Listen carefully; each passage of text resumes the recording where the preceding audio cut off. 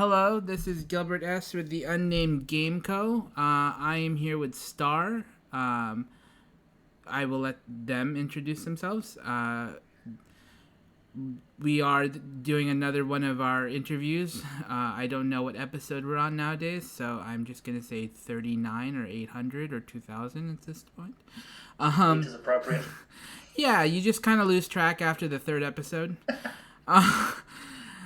Star, take it away. I'm Star. I'm a TTRPG designer, writer, general idiot. Basically, I do things because the other option is not doing things. Sometimes those things go well, sometimes those things go badly. What's this going to be? Just have to listen and see. My pronouns are he, him, and Star, you are I'm they, them. they, them. If I do my best. We always strive for safety on our station. My partner is a they, them as well, so I always say they, them, and sometimes people will say she, her, and I'll be like, no, it's a they, them. Just remember, proper pronouns, people. Oh yeah.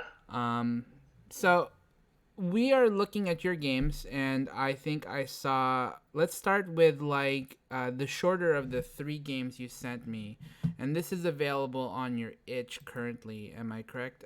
This was the 2-player game involving. I forgot the name of it. So sorry, I'm terrible. I think I can tell you it is. It's called No Springs. No Springs. And it's inspired by sort of those early 1930, 40 movies that were educational, that had like a talking anthropomorphic character that would try to educate but also belittle a human host. Am I correct? Yeah, it's a direct reference to the title, is a reference to a film from 1940 called A Case of Spring Fever. It was made, Chevrolet commissioned it. One of many films Chevrolet did at the time, basically to promote our components. So it's very famous. It got picked up later by Mystery Science Theater 3000, and it was the last short they did on the show. Well, last short they did before it got rebooted and all that kind of stuff. But it's very famous because, yeah, it's a guy who goes, oh, I don't want to see a spring ever again, and then this little animated spring removes all the springs from the world. And I think it resonated with people quite a lot because the spring is called Coily, which is a disgusting name. But he'd always have this very weird way of going, no springs, whenever. So it was like, let's make sure Rosie know the point of this short. We will keep saying the word spring until everyone understands. So this game was kind of a loving tribute to that. I just really like that style of educational short. And they do feel a bit like games in times. Cause did you ever hear sort of people's tabletop stories? They do always have that. We have this little gremlin character who was an NPC who then causes us to go off on this weird tangent. So this is just, well, let's just start at the tangent. And you get to play as little gremlins. Yeah, that's a fascinating. It was such a unique game to read because I was like, this is different. It was different because I hadn't seen like games that did homages to something very obscure from the past like that. Like, we do homages to things nowadays, but it's always to something grand. Like, oh, we're gonna do an homage to Ghostbusters, or we're gonna do an homage to this. But like, you did an homage to a very smaller thing, which is pretty amazing in my opinion. Well, I think to me it is a big thing because Mystery Science Theater 3000 was a massive influence on me. As I say this, I have a full-size Tom Servo puppet. Just behind me. That makes sense. For me, it's always this thing I really liked, and I'm always fascinated by ephemera. And I think these films, like industrial films, are just this kind of definition of ephemera now because these were big budget productions in the 50s. Like, a company would put a lot of money into making a film, and if you ever sort of get bored, you can go find them. The Internet Archive has hundreds of them. But very obscure companies would make them. So that there's a famous one, which was trying to sell flooring wax because there wasn't as many places to advertise as there are now. Yeah. But these days, you're not going to make a whole film and try to put it in some cinemas. Just hire someone and buy 5 banner ads on Twitter. Yeah. This was a time when that was a thing, and so some of these films are great because they come just that sort of post-war cusp where a load of what was military technology is now becoming available to the home market. Yeah. So you do see these films, which now sound hilarious to us, because one of my personal favorites I watched again while researching this game was trying to sell the concept of electricity. Like, get your home electrified. So, like, not like buy electricity from this company, just sitting you down and going, you should have electric things in your home. Candles? No, and to us, like, everyone has electricity in their home. Now, that's just you expect that now. Yeah. This was such a new concept that we're having to explain it in, like, this very basic way of, like, hey, electric cookers, they're slightly faster. And obviously this film, the year it was horribly sexist, because the reason for an electric cooker is it means that the wife has more time to do the laundry. Oh, jeez.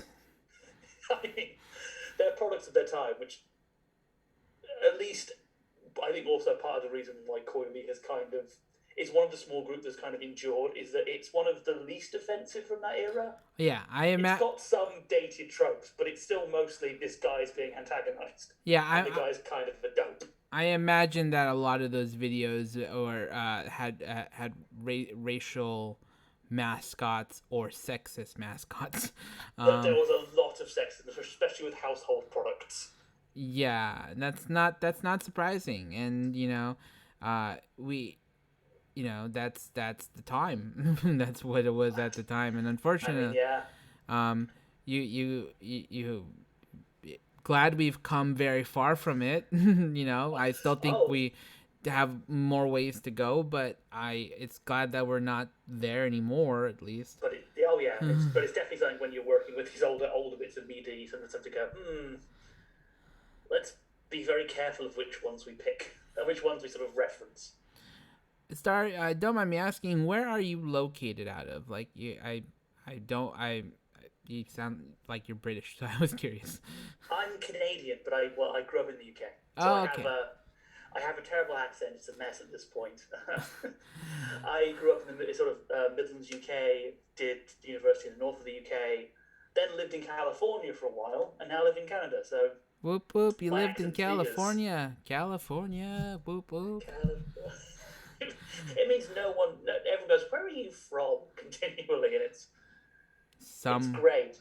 Yeah, it's. I was like, okay, I need to ask because someone's probably going to be sitting there. One of our 3 viewers, hi mom, is probably going to be sitting there going, where is Star from? And I'm going to be like, I don't know. And my mom's going to be there like, how dare you insult our accent? It's a fine accent it is. I don't know why I went Irish. My mom there, who isn't Irish. If I do a Filipino accent, it just becomes immediately offensive. So I'm not. That's me doing any voice. I can't do accents. I'm a terrible actor. If I talk like my parents, they'll sound like a Filipino accent, and then I'll get into trouble. So they're immigrants, and they worked really hard to get here, but they do have they have accents, and it's different places have their own sort of accents. But yeah, I love my parents. Hey mom. Anyways, we make it's the running joke on this thing is that we have 4 people listening to us, and it's slowly but assuredly as the show progresses we lose them for no fault of our own, but just them quitting on us eventually. So that's my Tinder profile. Yeah, we'll start on like 6, and then it'll end up in like 3 by the end of the show, then 1, and then we'll say hey to the dog that's still listening. Have a night. That's what podcasts were made for. They were made to amuse dogs. I think so too. I had a dog for about 2 weeks, and I didn't know what to do when I left the house, so I would try to find playlists for the dog because I'd be like, I don't know what is the dog supposed to like, and I'd never had a pet before, so I was like, is the dog supposed to like just hang out in my room until like I get back, or am I supposed to like make a special podcast for the dog? I wasn't. I was unsure of this whole thing, and the internet didn't tell me clearly, because as soon as I don't know, I'll be like, internet, tell me, what am I supposed to do? Am I supposed to make a playlist? Am I supposed to make a 30 song playlist? And internet did not help. Mine had a cat, which they did used to leave the radio on for it, but it had opinions on shows, which I quite liked. This is in the UK, but it really hated. I think it was Just a Minute. There's a quiz show on British radio called Just a Minute, and the cat apparently hated Just a Minute. Would go hide under the bed whenever it was on. I have no idea why. It must have been the host's voice or something. But yeah, it would sit in the living room perfectly. The second it started, out the room, under the bed. Wouldn't come back till it was turned off. Wow, that's fascinating. Your cat is spoiled when it has opinions on BBC's output. Yeah. It starts like that. Next thing, you'll be writing to complain about the license fee. It always goes. It would also be interesting if your cat wrote letters to BBC and you weren't aware of it. Like years later, it would be great for the person doing the letter reading. It's opening up meow meow meow meow meow meow meow with a paw print and. Steve, it's happening again. Why are these cats keep like sending us letters? Are they angry? I can't tell. There's no the cat demographic. There's no exclamation points. Okay. Anyways, back to the game. We always go on tangents on the show. I like tangents.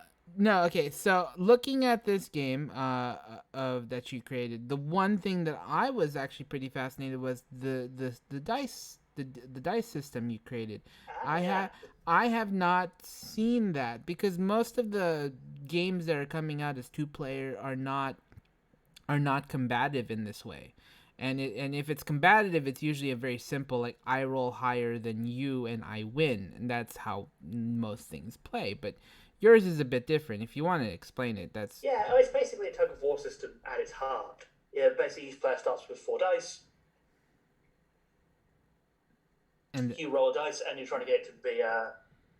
You're trying to whenever you want to make an action, you roll, and you're trying to get over 3. Where this gets interesting is you can roll as many of the dice you have as you want. So if you have 4 dice, you can roll 4. But if you get 3 or under, you have to pass the dice you just rolled to the other person, and the person who has no dice first has no dice first. The person who runs out of dice loses. With a caveat that if you get doubles at any point, you automatically hand one of the dice over. This was sort of...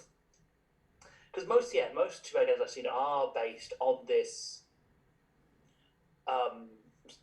sort of 1 dice, high-low, whoever comes out on top wins. But it's really influenced by those shorts, because if you sort of watch how they build, you'll start with sort of the little sort of educator. It's called the teacher in the game, but whatever the sort of anthropomorphic boss is, will start off doing something really big and then continually sort of build. But by the end, when they get removed, because they always do, you'll sort of see the human building up momentum. That's what this was kind of all about. So the human can start, so you can do slowly sort of undermine the teacher by doing like lots of actions with 1 dice and be risky, or just go in and try and push them. So it's all about sort of pushing and pulling and trying to find a way to get around them. And I like the idea of the risk element. I think was very important, because for both characters, when you think about them in that scenario, if you're the person, and we do, obviously this game is very tongue-in-cheek. When you think about it, this person is being antagonized by this sentient object that came out of nowhere that can somehow warp reality. That's oddly Lovecraftian. Yeah, and I just insulted my bananas, and now Bob the banana sprite is out here turning all of my bananas into coal. It's like, I'm sorry, that's just like my whole perception of reality has just been warped. Just for fun, to bring it to a modern twist for the people at home, I was thinking about this.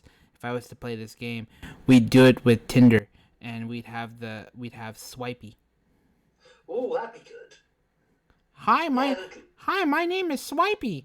I want to tell you about the dating game in modern society. It'd be like the Duolingo owl, except less threatening. Yeah. If Oh, they the don't Duolingo owl is if they terrifying. don't like you, swipe left. If you like them, swipe right. That's as simple as it gets. But remember, you need to be able to trick people into liking you. Don't show your true self. Find your dog and take a picture. On form. Um, Yeah, but that's literally it. Though. It's the idea that you are fighting this thing that is inherently terrifying. Like it has the advantage in all situations, yeah, it does. but its disadvantage. All these kind of masks have the same disadvantage in all these shorts, is that humans are tricky. Yes. Like we joke about the failing, but humans are always kind of portrayed as tricksters. So in all of them, it's usually like, oh, I've gone back on myself now. I agree with you, they're good, or I'm doing something to get rid of this person. Like I love in Spring Fever, the guy at first is just like, I'm just gonna go play golf. Like just sandbags him. Like, don't have to fix what I was fixing anymore. And you sort of see that in other shorts as well, where sort of the human will just sort of slowly trick the teacher or get one over on them by going on the other way. And again, it's very inspired by, like, a lot of my work actually, sort of slapstick humor, which has that same kind of push and pull. Yeah.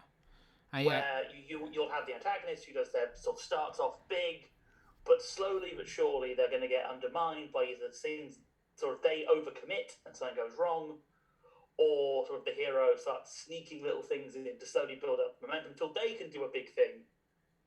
And that's what this is. So, like, obviously, if you want to sort of kind of come out on top, at first you're going to start slow, but then once one person gets the advantage, they're going to build and build, or have something go horribly wrong to them, which then gives the other person a chance to do it. And the other reason sort of this mechanic is like this, one can deviate everything, is that I wanted something that was very open, very free to define what you can do. Because I think part of the reason why these shorts kind of resonate so much and why they're so funny now, especially with, why people love to riff on them and why there are still, like, companies like Riff Tracks and the Mads who will do these riffs of these, like, sort of commentaries of these shorts, is because they're so off the wall and unexpected. Because the writers were trying to hit these bullet points and had to just find ways of getting to them. So often they make little to no sense. That's why so I don't want like a fix, like, say Belonging Outside Belonging, if you've played that system. Yes. It's really good, but the moves are I love it, but the moves are defined. So you couldn't get that kind of off the wall, wait, what just happened moment that you get from those shorts. Yes, fully aware. Yeah, that makes sense. So this, it allows players sort of just go with the flow and be. Because what this really is, it's a competitive game, but it's also, I think, a very cooperative competitive game. Like, it isn't set up where where for a serious chess-like battle of the mind. No. It's there for you to have fun riffing off each other, and the dice are mostly there as a way to give each player, like, sort of force each player to have moments where they have to sort of suddenly think up something on the fly, which the other person can riff on. Yes. Which is how you riff the short. So that's how, I watched Moves Friends the other week, and we were all riffing on the film, making jokes, and that's kind of how riffing works. And that's what this film is designed for. It's designed for improv-y riffing. So obviously the dice system has to be built around that. Yes. It's actually it's interesting. It's a unique and novel concept, and it's a very simplified dice system, but it's something that I haven't, like, I was like, oh, this is a pleasant surprise, because when I get to see the games that designers want to talk about on our show, and I go, whoa, this is actually pretty interesting, and I so far I've seen some pretty, a lot of interest. Every game has, like, their merits and their interesting stuff, but I thought this is very novel. Like, it's a very novel thing. You don't see very many 2-player games, so it was interesting to read. You don't. It's a shame, because I really love 2-player.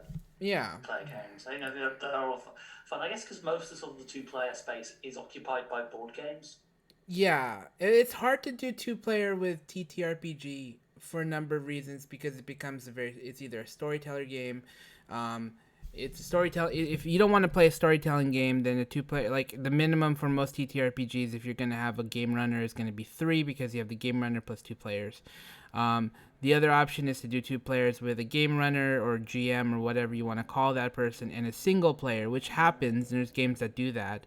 There are duet, there are a lot, but most of those are like house rules is Yeah. the thing. Like, because duet play for D&D and Pathfinder, it's all like there isn't really official support for it. It's all people finding a way to do it despite the rules. Yeah, and the one thing that's hard in a 2-player game is to create a balanced dynamic between 2 players, and that can be difficult because, like, in a 2-player game, if there's no GM and there's nobody, you have to create it interesting enough where both players have the opportunity to shine.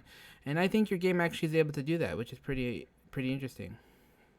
Thank you. Yeah, I do agree. 2-player games are quite awkward.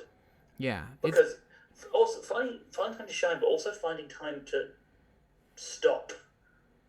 I think that's an often overlooked part of the role-playing experience, is that sometimes players don't want to be on all the time. This is why I think the great thing about when people always promote sort of traditional, quote-unquote, we know what I mean by saying traditional, TRPGs will have 4 players, which is good, because that kind of means that every player sort of gets a moment to step back now and again. Yeah.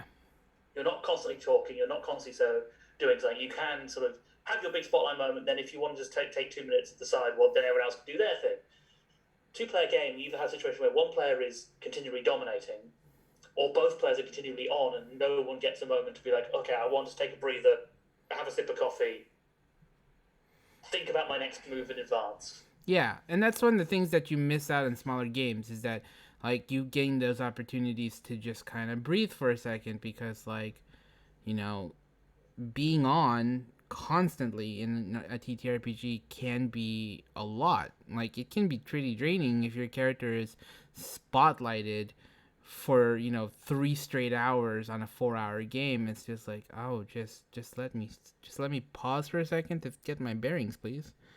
Yeah. So especially with sort of role-play heavy games where you are having to make big decisions and sort of complicated move sets. Yeah. This is why at the end of the day chess has round timers. Yeah. Because while you do think on your opponent's turn, you also have to think on your own turn, because you've got to factor a lot of stuff. So if the game is giving me sort of 4 pages of moves I can do, I need the game to give me ample time to remind myself what those moves are. Yeah, and that's how come, like, some games are not built for smaller groups. Smaller players. Yeah. Must be 6'2" to play this game. Yeah, smaller. There's no such thing as small players, only small games. Okay, let's move on to the next game on our list of games you sent me. This is the 36th game. Is it 36? 36? Channel 36. Channel 36. Before we start, I think the thing I always like to have discussion on is where do you come from in terms of design. Like, we learn from certain designers that, like, this is some designers come from Gauntlet, or they came from the Forge, or they come from, like, there are certain, what do you call it, communities on Discord that they are sort of like designing around, and they have similar minded people in those communities.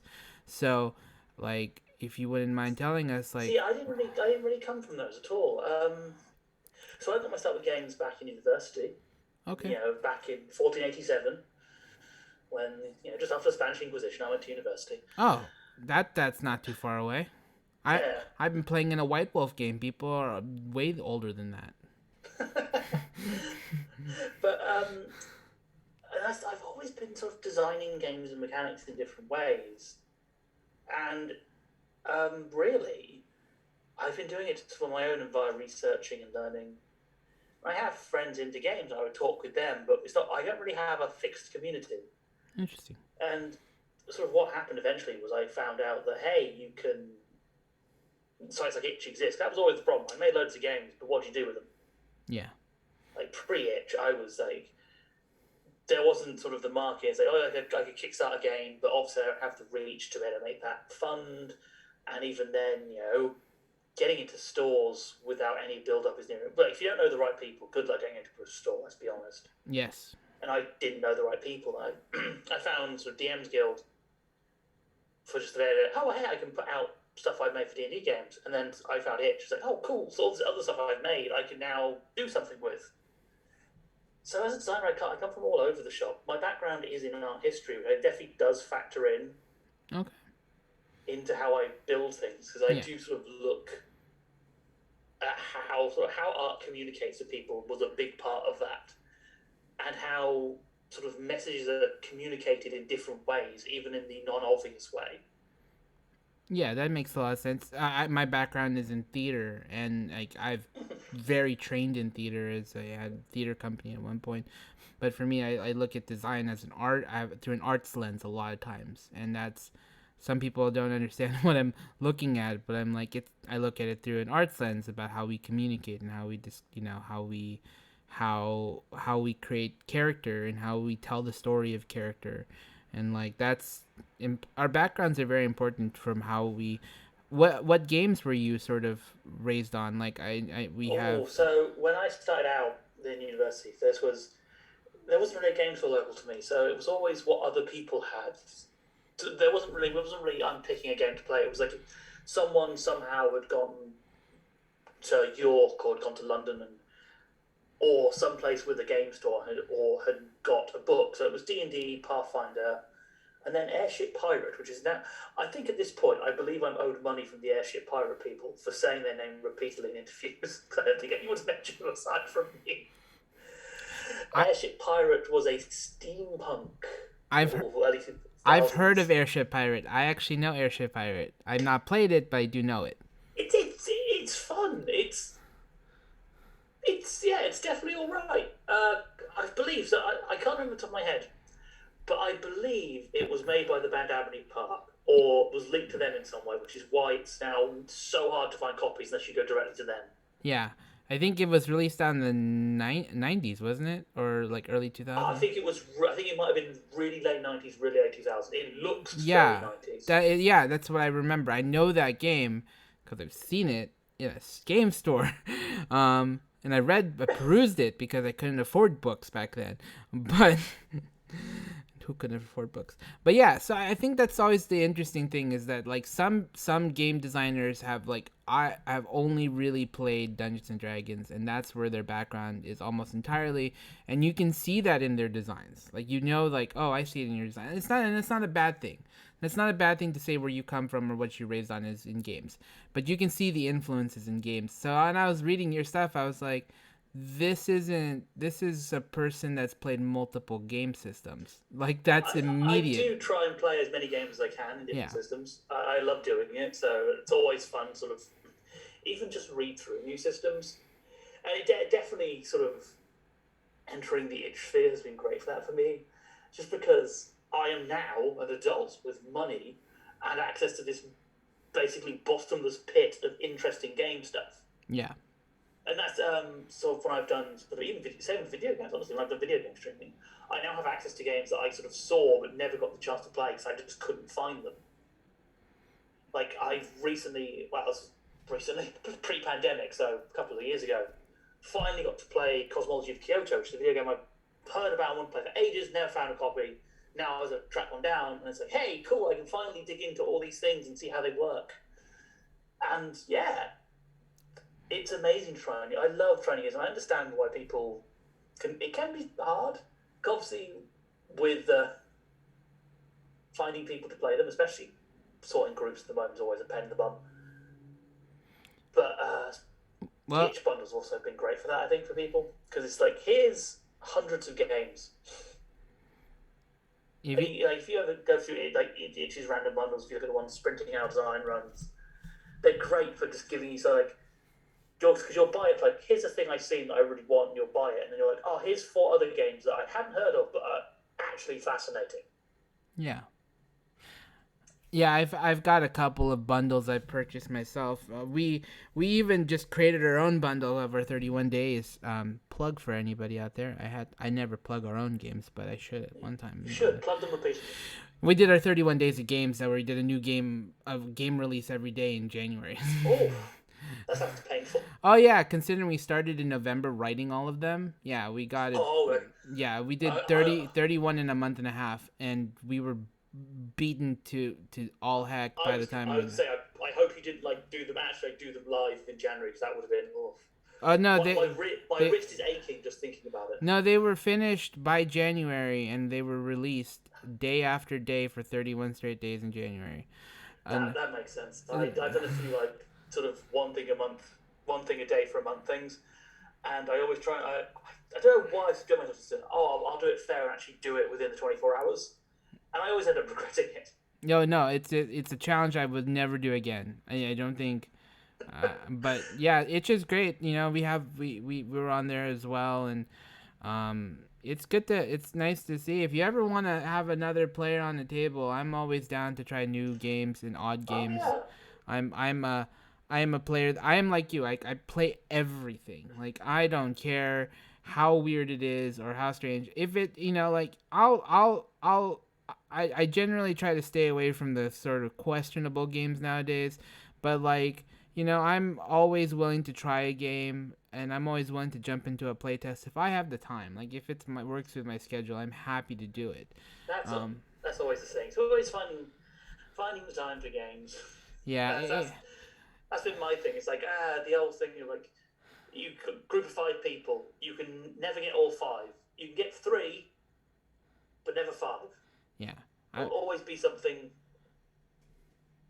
I'm an adult with money now, and it was one of those things when you were an adult without money. You were like a young adult without money, and you were like, oh, I can't afford these games. But one day when I'm an adult with money, I can afford these games. But then when you were a young adult with no money, you're like, I want to play all these games, but I have all the time to play it. Now you're an adult with money. You're like, I don't have any time to play the games I buy. It's a terrible trade-off. It is. But the modern game scene is just so much nicer. Because the fact that you're not restricted to whatever appears in stores. Like I've said it a lot of times, but I'm really happy how tabletop gaming has become more available via stores. Yeah. Even the fact that you can go into like big box stores now and get D&D and Pathfinder. While obviously people have their issues with Wizards, it's still an amazing gateway that just wasn't available. I also sort of indie games are becoming more common. And they're great, but obviously not every town can support one. But that sort of open, easy gateway, then with stuff like these smaller game stores and with itch, means there's just so much more room in the space for different things. Yeah, 100%. And you can be niche as hell. And literally, I think most of my work can only exist because stuff like itch exists. Yeah, because a lot of sense. my work is horrifically niche, and it's so much easier to find people who understand that niche now because I have the internet and be like, hey, you like this thing? Here's a thing. Which getting into stores and hoping that the 15 people who like that will go to that store it's astronomical odds. Yeah, but the thing at the end of the day is, if you want to make commercial products, there are ways to do it, like D&D Adventures Guild, or you can write for the many other Adventure Guild-like things out there. Or if you really just want to make your niche games, then make your niche games. I mean, I think there's nothing wrong with, building your audience, because you might find that you love it so much and somebody might not know about this stuff, but find that your game is fascinating and they want to play it. And hopefully that's what we end up with some of these conversations, is someone listens to this and goes, oh, that sounds like a fun game. Let me go off and try to download that game. I mean, like, probably the game I've had the most success with, which is you've had the ability to fuck this up. Literally started life as me doing a Three Stooges game. That's what that was. And turns out that really resonated with people. Even people who I sort of didn't think like would resonate. I've talked to people who sort of don't have that connection to sort of Stooges and all that, who just found it like the mechanics, and it got passed around, and now I see it pop up without me mentioning it, which is weird. I actually that was probably my favorite moment of being a designer recently. There was a thread someone was talking about like recommending games, and I was going through it. I didn't follow them on Twitter. It just kind of came across my feed. I was like, oh, someone you know liked this. And I went through and I was clicking on all of them. I clicked on one of them and I was like, this looks familiar. It took me a couple of them. I went, oh wait, I wrote this. Which game? What's the name of the game? You have one ability, the ability to fuck this up. Oh, that's the name of it? I was like, yeah. That's a great name for a game. Too late, I've got it. So let's move on to talking about Channel 36 and the new game you're building. What's it called again? That's the game I'm building with the months. That's only got a working title at the moment, but it's Liminalitea Labyrinth. Okay, and you want to do a plug really quick, right? I wanted. That was for No Springs, which just came out, which we just talked about. Ah, good. No Springs. No Springs. It exists. Come out and bite. Okay, so Channel 36 and I'm gonna butcher this name. Liminalitea Labyrinth. It's a pun on liminal and T and then labyrinth. So the next two games we're gonna talk about are slightly more of a your mechanics are different in the next two. There's a journal focus on them, and is there a reason why you decided to utilize journaling in the next two games? Yes, I like journaling as a mechanic. Actually, I just really enjoy it. So both the other sort of link between Liminalitea Labyrinth and Channel 36 is they're both horror games. Yes. And journaling works really well for horror. But they both use it in different ways. So Channel 36, the Void Caller, is a solo game, which is sort of a love letter to analog horror, stuff like Local 38 and Mandala Catalog. Mm-hmm. I don't know those. I'm not going to pretend I do. You might have seen them. Analog horror is it's big on YouTube, but it's basically the idea of it's kind of very influenced by 80s horror, sort of using analog mediums. So lots of like broadcast hijackings and okay, emergency alert systems and stuff like that. I've heard of those. It's kind of, I would argue, it's kind of an extension of folk horror in its genre, but people might debate me on that one. But I think it definitely is modernized folk horror in that rather than sort of using, I can't remember who said it now, but they described folk horror as the fear that the old ways were true. I think sort of analog horror is taking that, but it's like, what if what we now are sort of our fallible media became corrupted? Yeah. Like it's something that was infecting sort of this other side of our reality. So for Channel 36, the idea is basically that you're a intern at a local TV station, and every night this station is having a broadcast hijacking.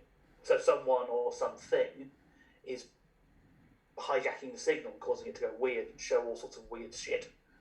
Very influenced by, I'm not sure if you're familiar with the Max Headroom incident. No, I'm not. This was, I believe, mid-80s. It was basically a group of teens in a van, effectively, hijacked a local mid-frequency TV transmitter and broadcast this it's kind of interesting because it's basically a guy in a Max Headroom mask, the old 80s character, shouting bollocks for 30 minutes. But it's goofy as hell, but also bizarrely unsettling. And one of the things that always grabs me about it is that how unsettling it is to you will depend how you watch it. Yeah. Because if you just watch the hijacking itself, it's just, this is four teens off their face just being weirdos. Like they keep making reference to Pepsi Coke and there's a spanking happening. But if you watch it in the context of like, with the sort of break-in happening, so like where it starts as a normal broadcast and goes into that, it doesn't feel as goofy. Because it definitely has that something has gone wrong here vibe. Yeah. Something is happening that shouldn't be happening. And so it was very common in the sort of mid-80s to happen. There was a lot of different stories of these hijackings because back in the good old days, if you had just a powerful radio transmitter, you could hijack most unsecured broadcast towers. Yeah. For the local area, it wouldn't be that hard. But for most people, they think that these things are supposed to be infallible aspects of our society. Like, oh, this TV station shouldn't be hacked, or Yes, and I think it's also the fact that especially with the Matt Headroom, they were never caught as well. Oh. Like, we still don't know who did it, even though there might have. It's a lot of lore, but there was a sort of a common thing that apparently one of the guys involved confessed to it on Reddit a couple of years ago. Like, not the guy involved, actually. One of the guys, it was his brother, he thinks did it. And he had, like, I can't remember the exact details now, but basically the information he gave in that post was stuff that you couldn't have known unless you had direct interactions. Yeah. But it could have been a lucky guess. It is the internet. People do go on there and tell lies. Surprising as that may sound. What? People on the internet tell lies? Nobody here tells lies. I know. I'm not actually 5 crows in a trench coat. That would be silly. I'm not really just a large frog wearing a top hat. It's good we're totally normal humans with no sinister motives. None whatsoever. Buy Pepsi. I mean... But, yeah, so for me, Days of There generally works because it's the idea of being sort of alone and isolated. And there is the idea that you can't tell anyone. Yeah. That you, like, no one is going to believe you what's going on. And so a big part of Channel 38 is that it tries to sort of be more immersive, taking elements of ARGs and sort of alternative reality games. This is specifically why the mechanic for that game is you're stacking toothpicks on top of a bottle. Because a lot of solo games use like Jenga towers and stuff. But that wouldn't make sense. But for me, it's like, here's something that in the fiction the intern has. They're sort of trying to keep themselves from losing it by stacking these toothpicks up. Yeah, that makes a lot of sense. I was trying to imagine how is this difficult, and I was thinking to myself, maybe. It's not as difficult as you'd think, but there is sort of a fixed limit of how many you can do before the sort of weight will go. Yeah, I imagine you can get maybe about 5 or 6. Yeah, about sort of the base level for some behind the scenes math is that every 10 toothpicks you'll have a fall, which will then further sort of ruin your day. And that's a big part of it. Like, there really isn't a good ending to Channel 36. Yeah, you have you're using a tarot deck in Channel 36, and you're using a journaling system, and the tarot deck, to my understanding, is to how I read this is split into major and minor arcana, which I wasn't aware of what the difference was until I looked it up. Major and minor arcana, and the minor arcana dictates like information of what's happening currently. Am I correct on that? Like, they are prompts that you sort of like, you learn about that you can see in the back, and that tells you, oh, this is something you see or do or whatever it is. And then the major arcana is sort of a trick sort of collecting thing, which also has, I believe it has prompts too, right? Yes. Yeah. So the major arcana are what builds you to your ending. So there's sort of 3 endings. If you collect one whole set, that's how your game ends. Those being run, fight, and embrace. Basically, do you decide, you know what, fuck this town, I'm out? The thing that I wasn't sure of on the minor arcana is you have it written down as like a 52 play card deck, and then I was like, okay, how I don't remember that in tarot decks, so I was a little confused. Oh yeah, because some minor arcana do have the separates. You can get decks without as an option. Okay, so you have to. I should probably update that to have cups and stuff, but it depends what version of the deck you're using. Yeah, because I know them as like cups and rings, I believe, and It's because remember the tarot deck was was basically just the French playing deck Yeah. for years, so it's just a holdover that they can technically be called both. I'll probably Yeah. update that at some point. Yeah, because I was thrown off a little bit because that's not the. I don't remember how seeing hearts and clubs in them, so I was like, I don't know which ones translate to what.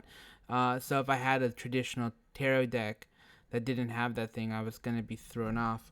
I was like a little thrown off, so I had to try and find some translations. But that's not a criticism. I just wanted to. I kind of. That's also the downside of using tarot decks. There's a lot of variance on that deck. Yeah, I imagine that Famously, there's. the Justice Death. Because Death isn't the thing, and there's the Tower is the House of God in some decks.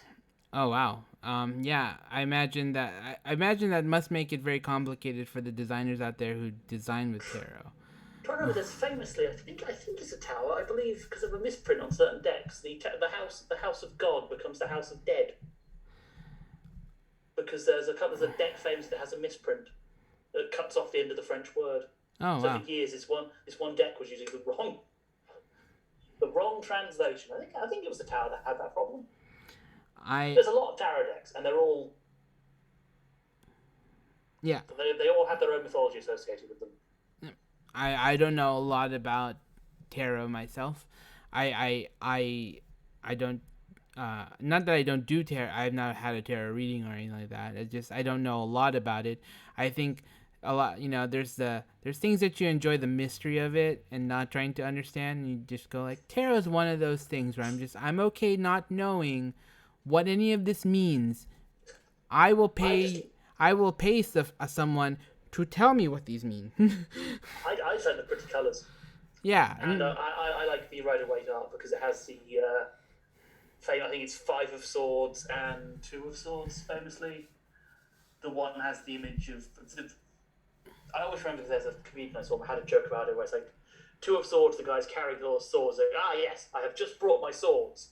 And like 5 of Swords, he's in a room full of swords. Like, oh no, I've brought too many swords. Oh, that's funny. So yes, balancing. So then you journal all these things. So you once you so the minor you draw. My understanding is you draw. You keep drawing minor arcana cards. Am I correct? Yes. Or so every time you draw a minor arcana, you put a number of toothpicks on the bottle. And after, say, maybe about 10 minor arcana cards, you've gone through a pretty significant portion of the minor deck. You should have... my brain malfunctions again. It's the end of the day. No, you'll have like your night. You're pretty much your night of... So once the thing falls, then you're done for the night, right? You play a number of rounds until you collect the set. Is that correct on this? Yep, and then you get to write about your ending. And said what ending you get depends on what set you collect first. So the set is made of about 6 to 8 cards. 6 to 8 with the sort of the better ending, quote unquote, because I wouldn't argue it was the good ending personally, is the hardest to get, which is basically fight, where you decide, actually, you know what, I've had enough of this, and I'm going to go shut this whole thing down. That makes a lot of sense.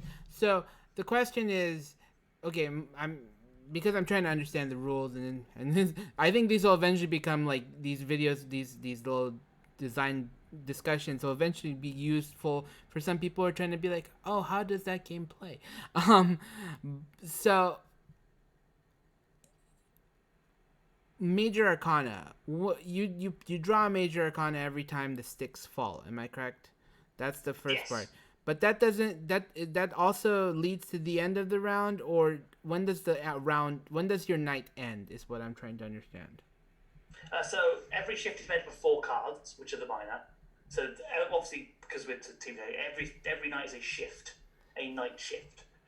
So you draw 4 cards from the minor and flip them. So each broadcast is made up of about 4 things. This is sort of a deliberate reference, effectively, to how most of, if you ever watch analog horror content, how most of it's formatted. which tends to be normal, fucked up thing, normal. Okay. And then it's it. So after you just fall, whenever it falls, you draw another ending, and then once you're on a four, you can then sort of look at your endings and write about them. So you're always doing 4 cards every sort of time. Okay. So you might play a multitude of. You're gonna play a multitude of shifts. Am I correct? Yes, yeah. This is effectively probably. I tend to work it out that most people will sort of be playing for about 8 to 9 shifts. That's a total of 36 cards. Yes. Okay, that makes sense. But the are you gonna be able to collect that many major arcana if you only like if you're saying that the average bottle falls after 10 mathematic Well, keep in mind most editions are 2. most editions wait what You're more often than not you're adding 2 toothpicks whenever you're adding 2. oh okay I thought I saw mostly 1. I think that's what There's I was... a lot of 1, 2. There's a lot of 1. There's also quite a few 2s and 3s. That makes a lot more sense then. Okay, my apologies. I was trying to understand the game as well. You can. The game can run for a good while. There's a good thing, and you will when you're done. You do cycle the old cards back in. Yeah. Okay. So in theory, if you're good with this game, and I got quite good at it by the end of playtesting it, you can go through the deck a couple of times. Okay, that makes sense. The whole idea is sort of that this isn't a one night thing. This is a person who is being terrorized for several weeks, and that's really there to set up the idea of sort of the different endings. Having embrace, like one of the options is embrace, and it's just deciding to just give in. Yeah, this is my. To whatever it is. Don't understand it. Don't try and stop it. Just let it wash over you and just accept it. This is my normal now. And it's effectively a traumatic. Your character has a traumatic break, effectively. Yeah, this is a far. I think psychologically, as a journaling game goes, this is probably on the upper scale of like this could be absolutely terrifying for some people. Oh, there's a reason that So what I like to do when I make design game layouts is I always like to try and make them look kind of in universe or relevant to this thing. So Channel 36 is laid out to look like a night shift employee manual, sort of an old that's been badly photocopied, got like someone's notes in the margins, but there is a big reason why the content warnings are written in a different font in in bold, and they don't have the effect on them, the photocopy effect, because they're there kind of as me, not just leaning on the fourth wall, pushing my head right through and going, hey, you need to know this. Fun and games aside a second, this is, because it's about disturbing visuals. I know a lot of people don't like emergency alerts, and there's just this idea of the idea of being stalked, effectively. Yeah, I mean, in essence, you're sitting in a room, and this is how you imagine this as a game player. I mean, as a designer, you're looking at this I'm looking at this from the outside, going, you're pretty much you're a player sitting here in a room by yourself, like you're playing because it's a solo game. You have a bottle and 30 toothpicks next to you, and two tarot decks broken down to 2 sides, and a journal. And as you draw these cards, you draw 4 cards every round, you answer prompts. And a lot of these prompts have to do with like the visuals that are sort of happening in your mind. Like you're creating this sort of, and it's a very innocuous thing. So you think to yourself, because it's so like, it's not like upfront horror. You can think to yourself, oh, I'm going to imagine things, because our minds can be so, can be crazy. Like, our minds will create, things out of nothing, and we can start to like. So you play this on a repetition over a number of like rounds, writing in this journal. So you not only create it in your mind, but you write it in a journal, so it even cements it, because you cement it into writing. And writing something down is cementing it deeper for characters, because a lot of actors, and a lot of people don't know this, but a lot of actors, to develop their character, journal Oh yeah. Stanislavski's method involves a lot of actors journaling the crap out of their stuff. And that's because you're creating a unified voice inside of your head to create a conscious on a page. So you're, in essence, deepening your character's psyche through this thing. And meanwhile, you're doing this innocuous task, which you don't, which is the terrifying thing is that's a distraction. Like you're not you think like this is the game. Like when you start, you're probably like, I just need to put the toothpick in, and then you don't even think of how more terrifying you could make the game. So you just come up with the first thought in your head that could be scary because you're in a scary game. But at the end of this, you're psychologically creating a nightmare for yourself and Oh yeah. cementing that on page. It is. That's the thing.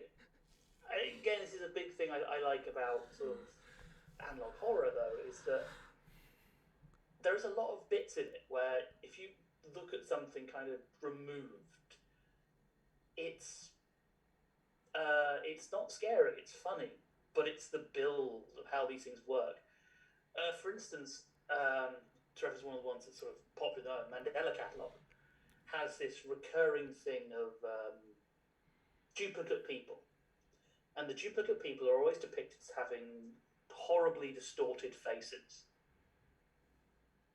And obviously, it's as a designer, I can sit back and go, yeah, okay, someone's got the bubble tool in Photoshop. You know, someone's got the old renderer out. And if you like look at them individually, like as screenshots, they're not scary at all. But how they're built up until they're shown to you makes them terrifying. Yeah.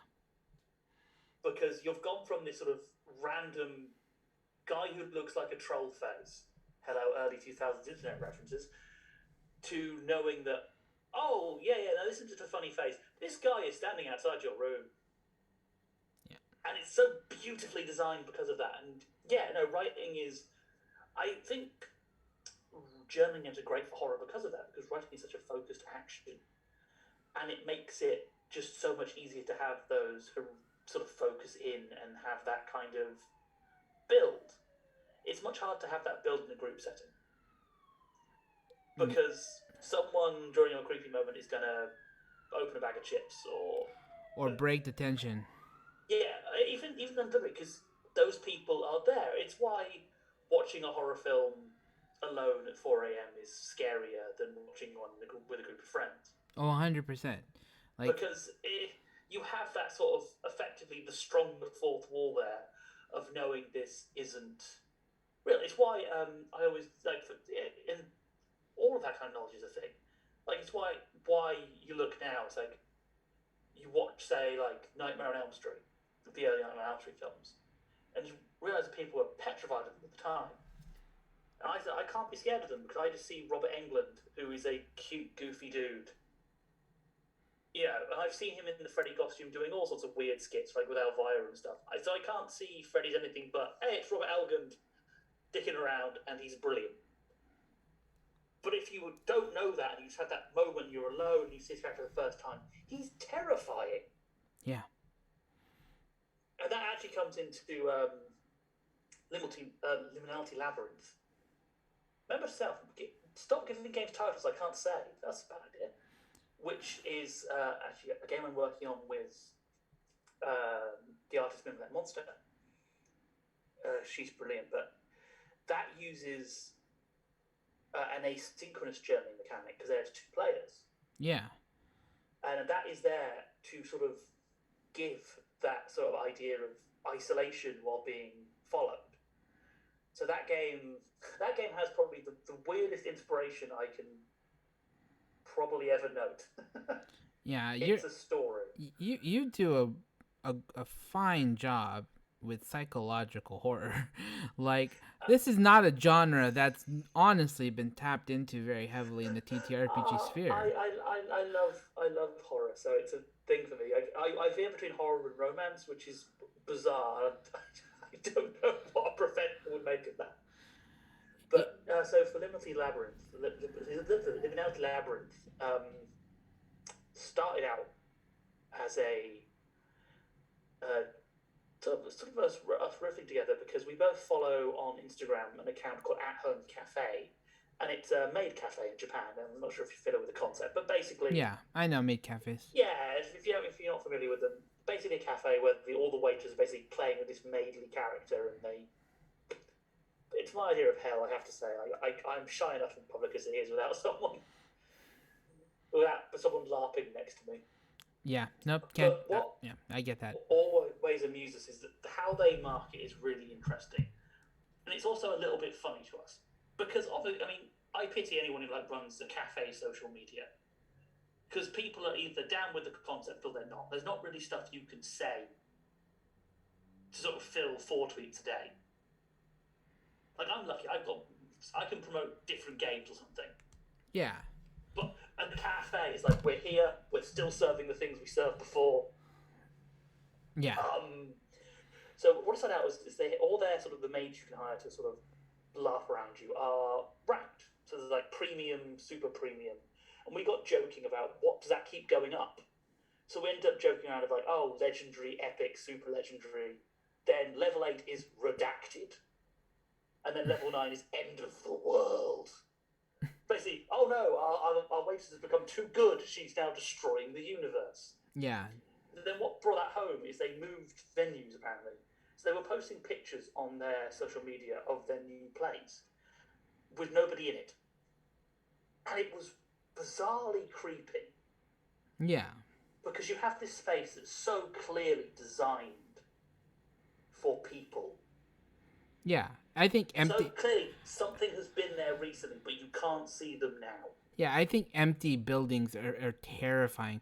Like the movie, I don't the Langoliers. Oh yes. Langoliers terrifies me. Like that notion that you are in a alternate, like a time past situation, and everything is empty, and like anything that's supposed to be filled with people, and you're walking around, and nothing's there. And it's quiet. And that's what we wanted to capture, this idea that you're being hunted. So journaling, again, for the same reason that we use Chapter 86, is good because it is this way of focusing you in. But the whole game is asynchronous. There are 2 roles, which are called the Wanderer and... did I call it the Hunter? You called it the Maid. Oh, the Maid, right. She's a maid. In my original one, she was called Maid Hunter, which we had to... was called something else originally, but we found out there's actually a popular manga with that same name, so we quickly changed it. Don't want another cease and desist, I've already got one. You do? Blockbuster sent me one. Is it enforceable still? I don't know, I never bothered. Well, I made the game... One of my first itch games was a game about running a Blockbuster called Bus Blockers. I mentioned Blockbuster and I got a cease and desist letter from them. I never fought it. I say, sod it. I always say that if you don't get at least a cease and desist letter once in your life, you're not doing things right. I've never... I had at least one before for something else. It's just the first one I had for games. I've never gotten one. I always feel like I'm not an artist because I've never gotten one. Start antagonizing more companies. I've been trying to, but they don't notice me. You get more... So the idea of being like... So the Wanderer is this person who's trapped, and the maids have been hunting them. And so we kind of went to the maids. Well, there is that sort of that... The idea we had, and especially because this is also partially because the art in that made for it, which you haven't seen, is great. Because she has this knack for sort of uncanniness. So again, this idea that this thing isn't human, even though it looks like it is. Okay. And what's the setting so people are aware? The setting is the back of this sort of cafe where they discovered that behind this sort of hidden door is these never-ending corridors that go nowhere. And do the doors go to different places? Yes. So the idea is you're sort of picking something. You're one of the people who is sent in to do something in there. Now it could be there are different options depending on sort of what character you're going to end up being, but the aim is either the person who has been sent there to clean up, a sacrificial lamb effectively, or someone who frankly, has made a terrible decision. So, and what sort of makes it very special, or what I really like about this game, is the asynchronous mechanic, because the players don't interact directly. As the Wanderer, you're going to be filling in a journal as you explore this area and try and sort of learn about it. When you're done, you send the journal off to the other player.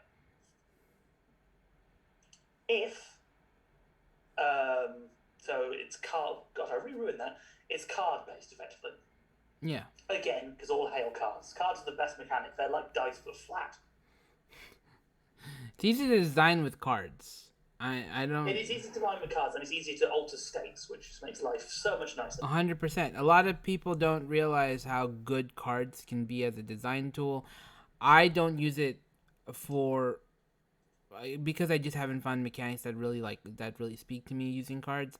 But I understand full well of like how much manipulation you can do with a deck of cards. Mm-hmm. So for this, again, it's a prompt-based game. So the Wanderer will draw cards, and they'll give them prompts, and they'll sort of write in their journal about what they're finding as they're exploring, and sort of exploring what's going on. And then they'll send their journal to the other player. The other player draws their cards, and if the cards match, they get to graffiti the fuck out of the journal. Because in the fiction, they've spotted you. They know you're there. So you won't know. And so then, when the other player gets the journal back to start again, the only way to know how close you are to being sort of bopped off is this graffiti. Yeah. Now the question. So not only are you having a specific thing I really when I was fiddling with houses that came up for me is one, it keeps the feeling of isolation. Mm-hmm. You can't look across the table and see the other player having a laugh. And two, there is something line crossing About messing with a journal? Yes. The idea that this person has come across to you afterwards and has basically crossed that boundary and started overwriting you. It's very sort of unnerving because it feels like you're having something effectively ruined. Yeah. And this was partially inspired by there is a wonderful company, so I can't recommend enough, called the Mysterious Package Company. Their name is what you think it is. They send you mysterious packages. They have these experiences you can sign people up for, and they'll get boxes of basically threatening letters. And they're all like themed around a plot. So over like a couple of months, you'll get like different boxes with different things in them. I've been sent 2 of them, and they're both brilliant. But one of my personal favourites was I'm now afraid to carefully to not ruin it because I don't want to deprive them of business. But it's basically about a kid who goes to explore a mine. Because that's a safe thing children should be doing, exploring abandoned mines. Hey, it works in like the Goonies, doesn't it? It doesn't work for this kid, spoiler alert. But mind you, I've never watched the Goonies, and I understand that that's blasphemous, but I have to say that. It's dated in all the ways you expect it to date, but it holds up. It's still quite fun. I feel like if I'm going to watch the Goonies, I have to watch Stand By Me at the same time. Like, yeah. I can't do, but I have to do it both in the same night, and I have to both watch them like one after the other, and I don't have time to do a double movie marathon like that. Goonies is better with friends. Well, it's definitely a fun like 80s romp film with some buddies. But if you do the Goonies, you do have to do Stand By Me. Like it's you do. Like that also works really well in the group format. Yeah, it's one of those. If you're gonna watch a coming of age film from the 1980s, you're gonna have to do Goonies. I'm like, well, yeah, that makes sense. But you also need to do Stand By Me because we're gonna get dark. The best thing I think it's like the last or penultimate box from that experience they'll send you is a journal, and it's the kid's journal. Oof. And it's beautifully realised. Like, I've said it a lot. If you sent this to someone with no context, they would probably believe you. Like, they don't reveal it's fake till the end. And I was okay with it because I know my friends and I like horror. But as you go through this journal, there's this sort of graffiti and other writing, which is much more scrawled. And it's actually like written in this book as well, so it's really nice. But slowly, that other writing becomes more prominent. Until the last bit is this other thing writing, not the like neat handwriting the kid had at the start. Mm-hmm. And it's definitely this feeling, and it's so like it's amazing because all it is someone writing over someone else, but it's so creepy. Yeah, I mean, Because it tells you not only has this kid lost this journal and something else has acquired it, something else spent time reading this. Yeah. And it's doing something, and then obviously it opens up the question: how did it get the journal? Yeah. Did it? Like, oh, it's not for the kid. It probably isn't good. Let's put it that way. Yeah, that makes That and the end, sense. the last thing you get in that hidden in the back cover is a missing poster. So I think it pretty much sums up. The kid got the bad end. Let's put it that way. Wow. And that's what I really liked for this. It's the idea that you do sort of have to go back to your old things, and this idea that there is this thing lurking in these corridors, and you don't know where it is or what it is, and you're only going to know when it's far too late. And I love the best way I could describe it for the other player is that one, there is definitely a power play to it because you're literally a hulking beast of a thing. This is your domain, and there's the whole. I also like the idea of it's something that's explored in a lot of games, but knowing a secret and the power of knowing a secret. Yeah. Like, it's what strings are in Monster Hearts and stuff like that, effectively, have that idea. Yeah. Of that you know something they don't know. Like, you are definitely, like, the predator here. And the whole thing for the maid is giving her this feeling of power. And the whole thing is so...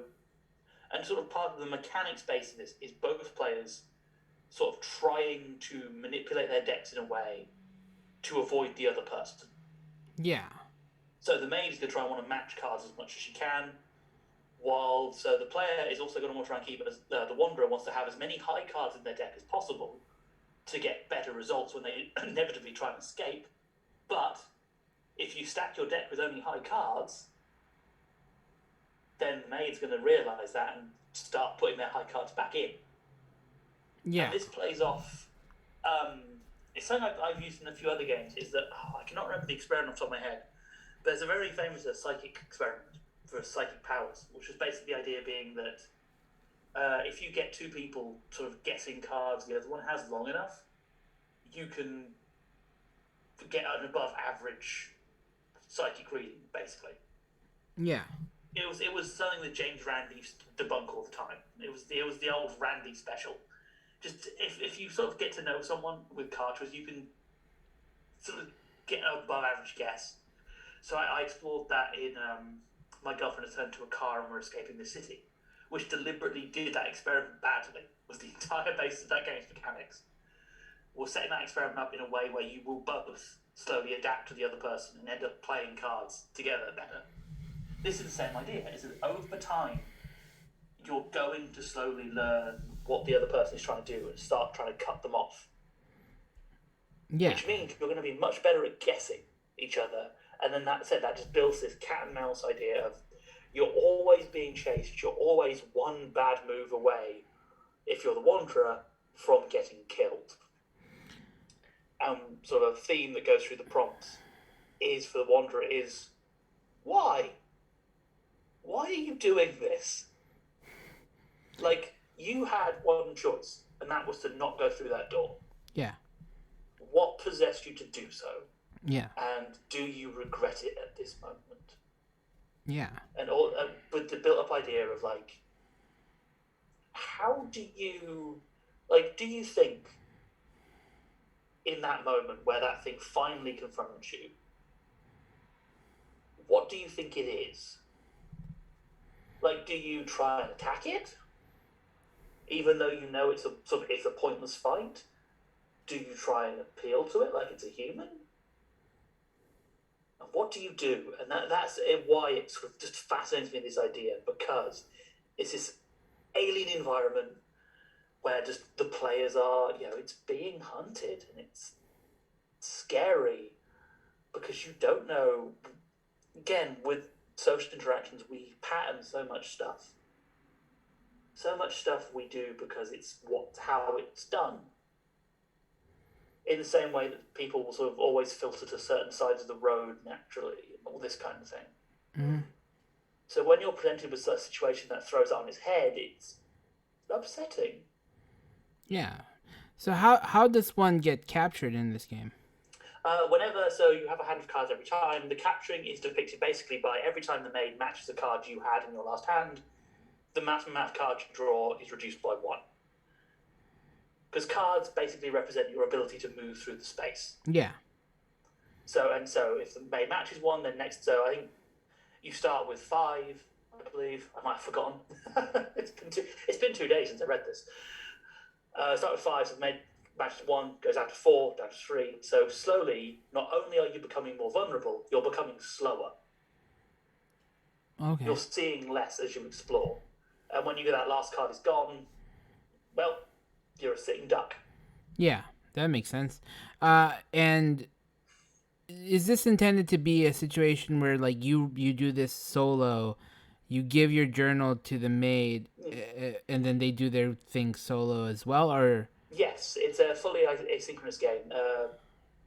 Literally built around sort of being played on Google Drive. So you just have a shared file. Okay, that actually makes a lot of sense. Are you gonna have like a Google thing to give to players? In theory, that decision will be in the hands of the person in the team who can draw. Okay. I can tell you something for a start. That isn't me. I'm not the one who can draw. To be fair, I'm not the one who can write either, so I'm not entirely sure why I'm in the team. I'm the mascot. How many people are working on this game? It's just me and Liminalitea. Oh, cool. So it's 2 of us, but she's a fantastic artist and makes anything I draw look like toddler scribbles. So we're gonna leave the actual artist who has been in galleries to the art. I would feel terrible. I know you've been professionally shown, and I never have. But could you do something different? Nah, she's lovely. We're really close friends. So there's definitely going to be something for that, but. This game reminds me. It's not exactly the same, but it reminds me of Infinity Train. I don't know if you know that cartoon. I love Infinity Train. Yeah, I can totally actually see. Yeah, I can totally see that now you mention it. Yeah, there's elements of that in it because I think that Infinity Train is creepy on its it's a kid show, but it's pretty creepy at the notion that like you're a bad kid or you have problems at home, and then you end up on this Infinity Train, and you have a number that determines how good you are or bad you are, and like once you start doing good things, and your number starts to go down, but you're going through these rooms, and things are coming after you, and dangers around you at all times, and there's something scary about that notion too, because you're just a kid stuck on a mystical train that won't let you leave. It's amazing how surreal children's cartoons have gotten the last 10 years. It has, hasn't it? Adventure Time kind of set it off, and then. Well, I guess to be fair, Courage the Cowardly Dog was my era, and that was very surrealist. Yeah, I liked Courage, and then from Courage you had a lot of that Dexters and all those things that were coming out, so they were like, oh, we'll just make all these. Samurai Jack really took a very massive appeal to things, but then when we really got to Adventure Time, we were able to layer in the adult themes underneath a lot of it, which was really good because there's Samurai Jack and kids into Kurosawa films at an early age. Yeah, but there was something about Adventure Time which layered in a lot of adult themes, but then made sure that there was enough fart jokes and butt jokes to appeal to children. So it was oh yeah, I see that a butt joke appealed. I thought it was honestly before. Okay, so my journey in new current animation was I got into Steven Universe because I heard a song and I was like, oh, that's pretty interesting. I like music and I do like musicals, so I was like, let me go watch this. And initially I was like, oh no, it's just he's childish. I'm not really a big fan of this. And then they were like, people kept telling me, just stick with it. It gets really good. And the nuances, once you started to notice it, started to kick in, and the nuances and the little playful. And then I was told, like, oh yeah, a lot of like this new age animations is stemming from Adventure Time. And so then I had to go back to Adventure Time. And I initially was turned off by Adventure Time the same way. The first couple of episodes were just very childish and very kiddie, and I just was like, I don't know if I can handle the fart jokes anymore. But then the nuances and the undertones and all of those things, it's made animation is like really, really good now. Like Owl House and Infinity Train and like I I wish I was a kid growing up in this era of animation. Honestly, like just so good. Like comparatively, like we had good stuff growing up. Like I mean I admit like Batman was cool, but like they were so fluffy and they were like, this is, I'm a good guy, I'm trying to fight a bad guy and I'm gonna win, and it's like cool. But like I I'm a 12-year-old going through things. Like that's something that's nice to see. Like, oh yeah, you're going through puberty. It's tough. I definitely think Adventure Time was very ahead of its time for just adult fears as well. Yeah. Like there are definitely bits of Adventure Time you can tell where Pendleton Ward was determined to attack whatever parent was watching it with their kid.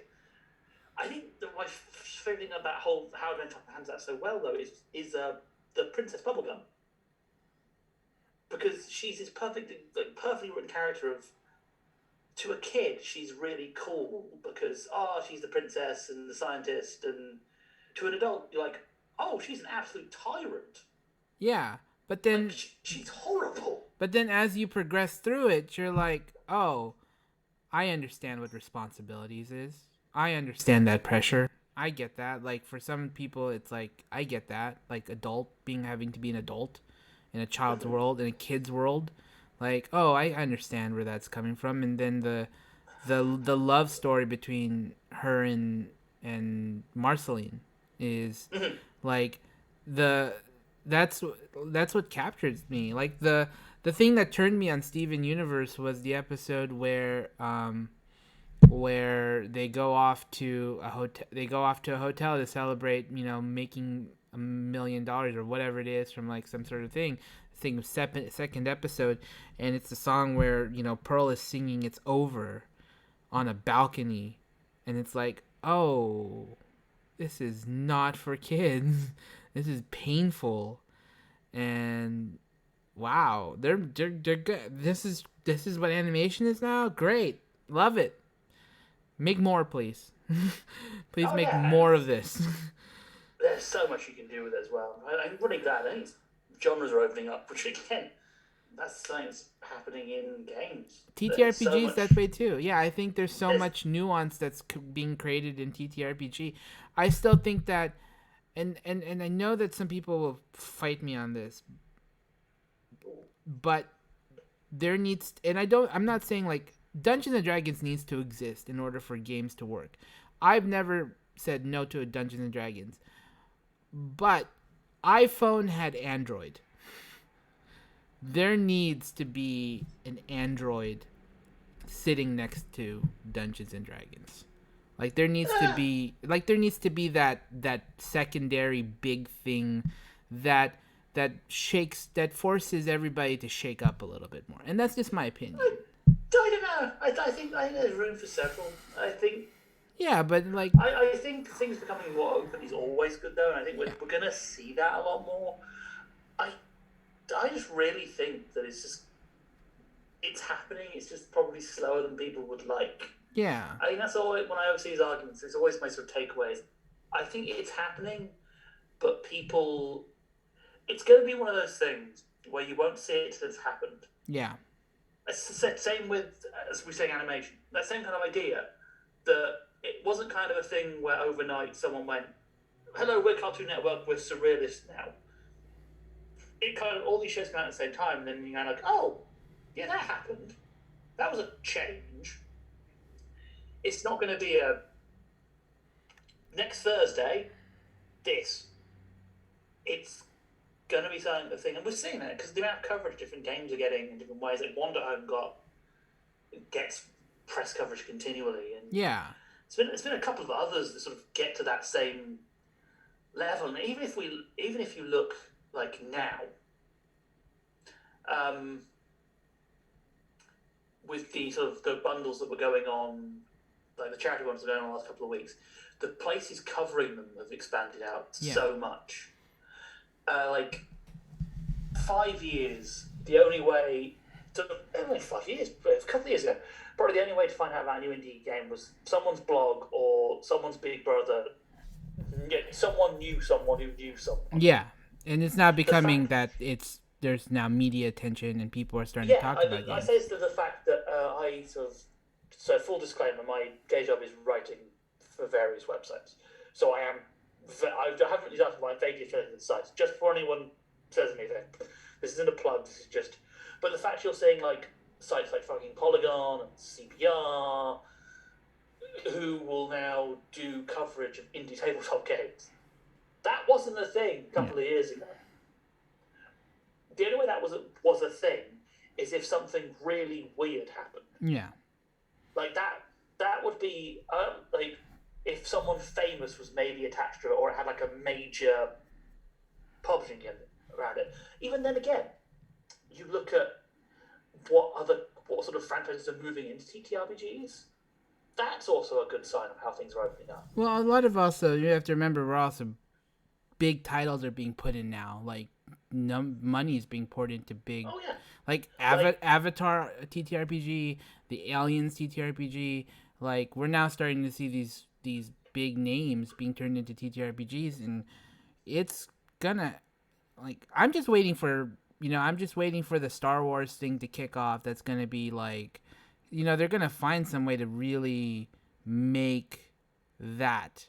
There's TTRPGs in Star Wars. Don't get me wrong, or Star Trek, but it just hasn't gripped yet the way that it could. Yeah, I think it's interesting because when you do look at what the licensed games have been, yeah, there's definitely specific ones that translated across, and I've been working on sort of on and off as a side project what might be a video series going through surprising licensed games, because this is when I was growing up in the UK, and it's more of a UK thing.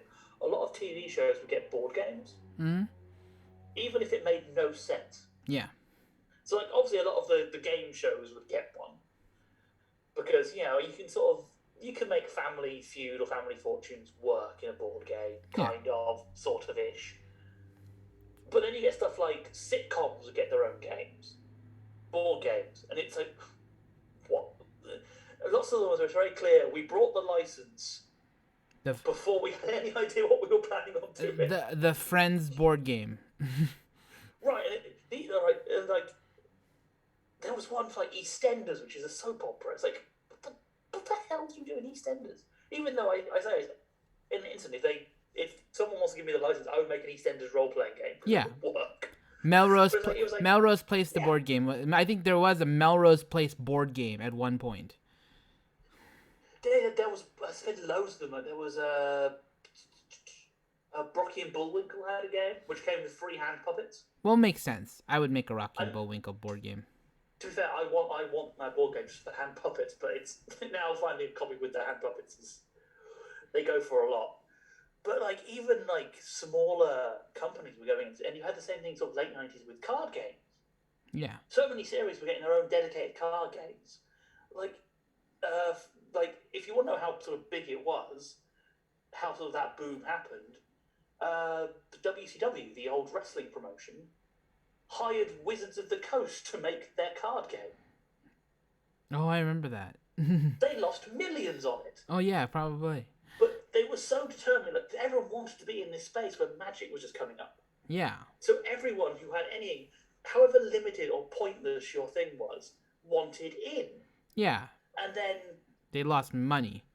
Oh, everyone lost money, but that's why the only surviving card games are like Yu-Gi-Oh! And Magic and Pokemon. But and those Yu-Gi-Oh! And Pokemon are some on and off sometimes. Like they were off for a while, now they're back on. Yu-Gi-Oh's always been on. Yu-Gi-Oh's a weird case because of the whole how it wasn't really ever meant to be about the card game. That's a story and a half. Well, yeah. I mean, Yu-Gi-Oh! The original manga is not even. You get the original manga's really weird. Original manga's dark. Like, people don't realize that. Like, the first. Death Tea. The whole Death Tea arc is like, I'm going to make a deadly theme park. I'm Seto Kaiba, I'm a weirdo. I love the original Yu-Gi-Oh! Manga just because it's the great example of a writer just. Someone just was like, here's my idea, and then the company's like, yeah, sure, whatever, give it to us in 2 weeks, and just let him go wherever he wanted with it. What's your dream license? Like, as a designer, if you could have you could make a TTRPG out of any license out there, and you'd get it. They'd give it to you. That's the debate between three for me. Okay, what would those three be? That would be Sailor Moon. Ooh. There was already a Sailor Moon RPG, but I think I could do it better. Puella Madoka Magica. Okay. Which would be, I think, that is already built for Fate, let's be honest. Because the whole, I'm not sure if you've seen it, spoilers for now, it's 10 years old at this point, but the whole idea of sort of being a powerful magical girl who is slowly corrupting is just such a perfect TTRPG mechanic. Yeah. It's like, do I corrupt my soul gem more, or do I retreat? Perfect for a game. Yeah. Shame that they never made a functioning video game out of it, to be honest. Yeah. Or the Muppets. Okay. I think you could have so much fun doing a Muppets TTRPG. I think that would be. Would you do it? That would be a pretty fun one, actually. I can see that. Now, to be fair, I think you could do a really fun, and I've considered doing this, but it's a case of having to play. It's a case of having to avoid the copyrights. But I think you could do a really fun asynchronous thing that cuts between.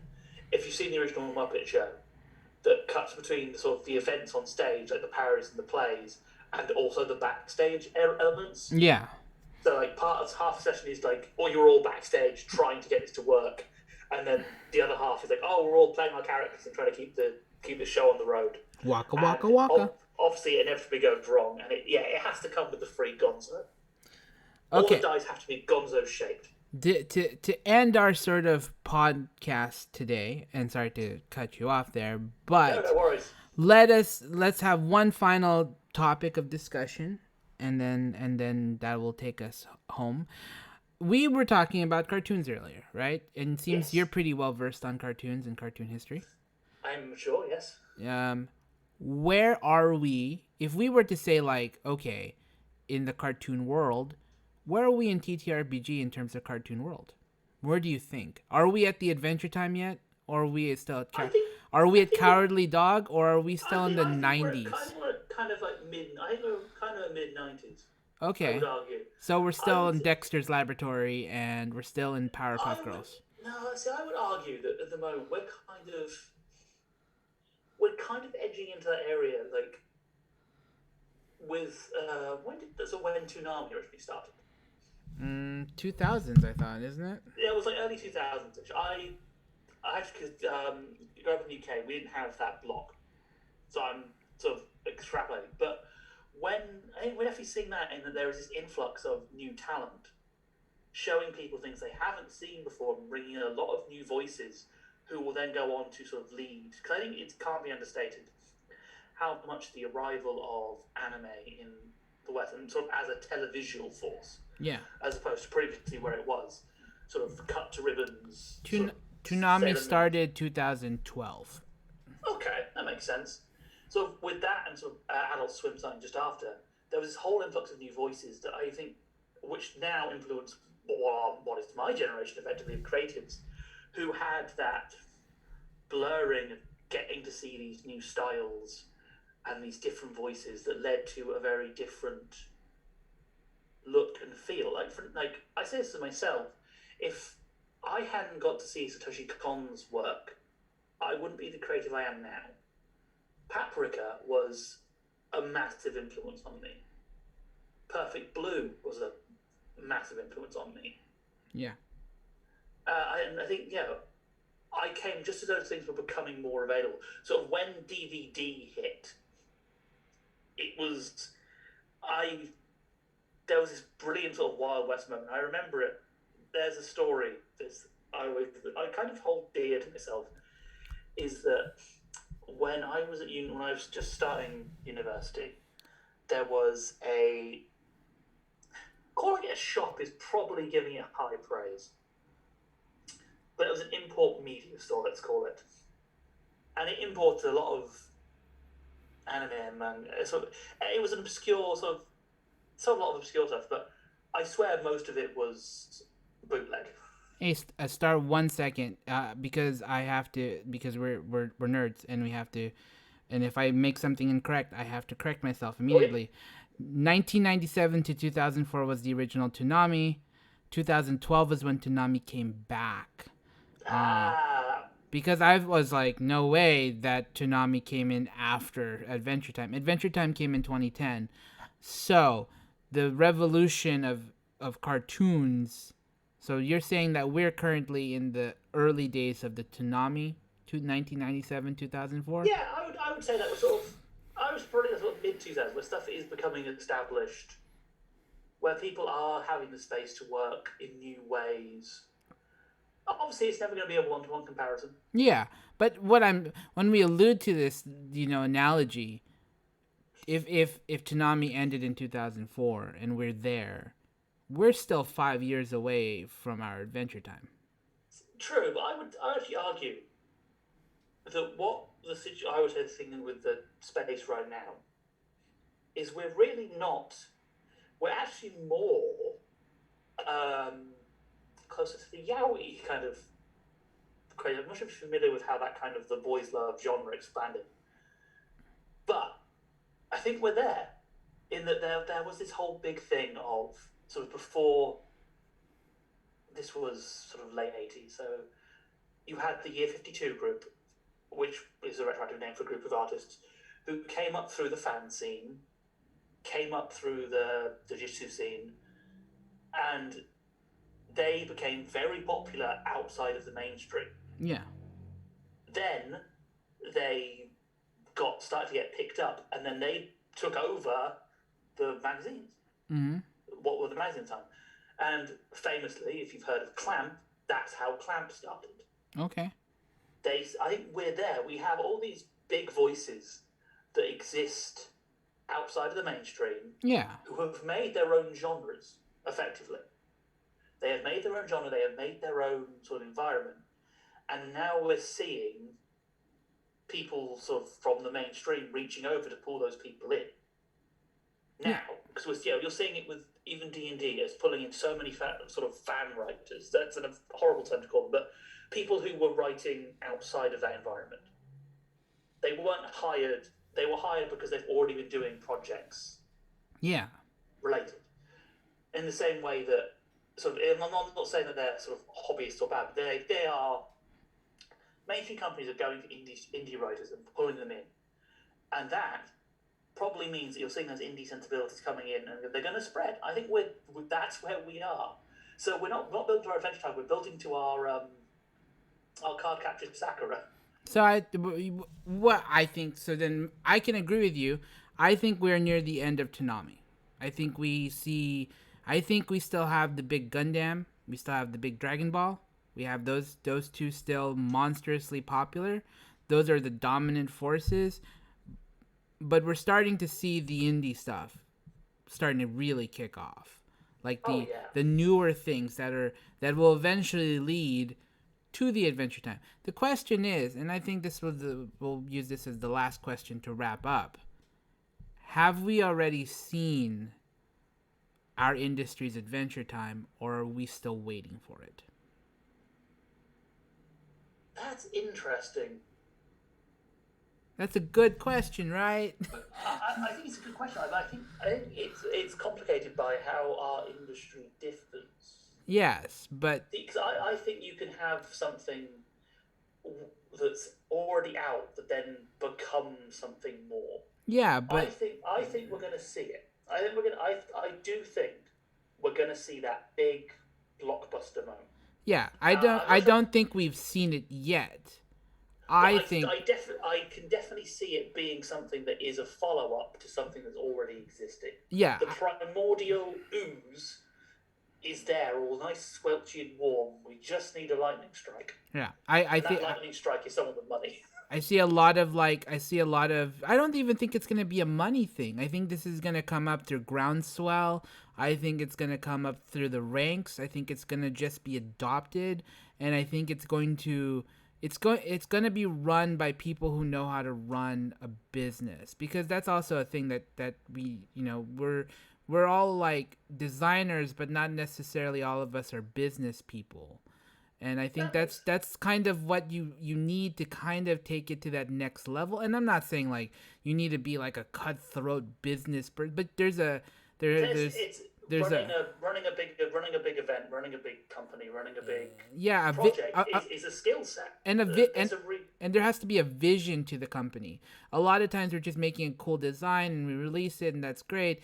But there's gonna be someone who's gonna come in with a vision, and they're gonna be the one to be like, oh, and I imagine from then we're gonna see the Rebecca Sugars and all the people that are going to like disciple off of that. There's some arguments where you can say like that's PBTA. Technically, PBTA is the thing that has inspired so many things after that. It's inspired Forged, it's inspired Forged in the Dark, it's inspired Outside Belonging Outside. But I don't think that's necessarily the case. I think, PPTA is great. I think it's the base module that will lead to the next adventure, that our adventure. That makes sense. I think it's had this, but it's a good example of how groundswell works. Because the growth in sort of PPTA being a recognized acronym is how you can sort of look at it. Is that it's now like very rarely now if you go to any sort of moderately gaming linked thing, do you need to explain PPTA? You can just say it. Yeah. And that's amazing. That shows a saturation of people who know it and understand it. I think I know there's always, whenever these kind of topics come up, there's always the desire to resort to cynicism. I understand it. But I would argue that the indie scene is probably better than it's ever been. Yeah. There's a lot of great stuff going on. I think it's going to... And the thing is, I think it's going to break through, but it's going to break through probably how we don't expect. And that's always whenever you have this conversation. Yeah. I'm not psychic. I can't see the future. So you'll never know when that moment's going to happen. But when that moment happens... let's just cycle back to... As I said, the history of animation. When 2020, when Demon Slayer Mugen Train broke box office records, became the single biggest opening for a foreign language film in the US. So few people saw that coming. Like, I talk to people who are decently big, sort of decently knowledgeable in the film industry, and there wasn't that they were like, oh, it might do all right. Like, it's got fans, but it's not going to do. It'll be an alright success. It'll make its money back. Smash records. Yep. And people kind of suspected it, but until it happens, you don't know. But even though people have been there for years saying that this was going to happen, that we were going to see this is a genre with loads of fans. It's going to hit the box office. So we have to wait and keep creating, and then see what shakes out. As with all forms of success, there's always that random element of who knows how the world is going to turn tomorrow. Yeah, and what random change. I think honestly the big thing that's going to eventually hit our industry, it's being worked on right now.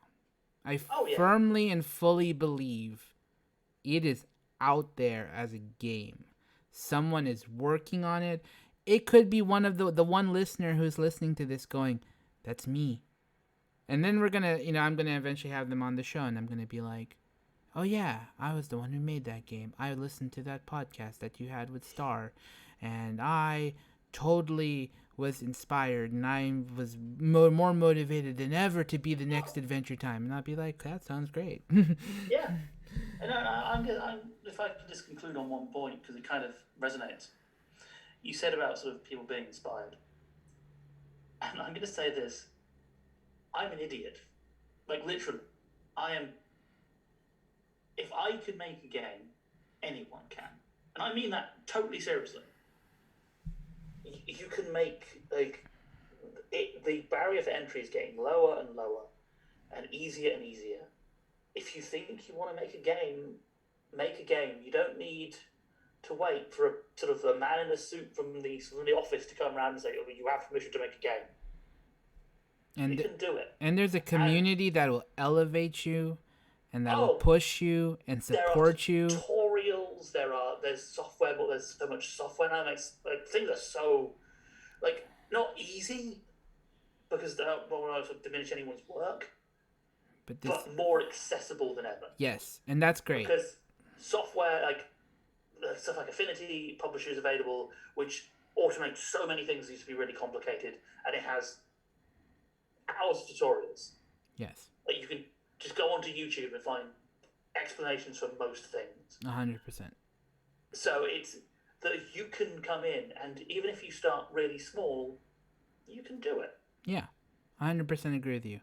All right, so that wraps us up today. Thank you for coming out to have a conversation with us. These are all ultra long, but I think they're always entertaining. I think they're entertaining conversations. We get to talk about games, and I don't think as designers we get to, you see the glazed look when you talk to your friends about games, and they kind of go, "Okay, no problem, thank you." But yeah, so. Yeah, so to the dog that's still listening, I really appreciate you. Why don't you tell us how we can find your products, how we can download your games, how we can, and it's all going to be on the link below. Like and subscribe if you like this. If you want to see more of this stuff, please let us know. You can find us at the Unnamed Gameco at gmail.com. We are pretty open to. We will respond to everybody. If you also want to be on our show and talk with us, it doesn't matter if you're a designer. If you just want to talk about games, we'd love to have you. All right, Star, wrap us up. Tell us how we can find you and your Twitter and all that. Yeah, if you want to find me, you can find me on my my main site where I link everything else I'm doing, side projects and everything else, which is Star Shine Scribbles at .card.co. Card spelled with 2 R's, CARD, like a pirate. Download my games at starshinescribbles.itch.io. And if you want to follow me on Twitter, that's at Starshine Scrib. All right. All those links are going to be below. You can click on those things. Thank you so much for listening. Thank you, Star, for being on our show. We really appreciate you. And this is Gilbert from the Unnamed Gameco signing off.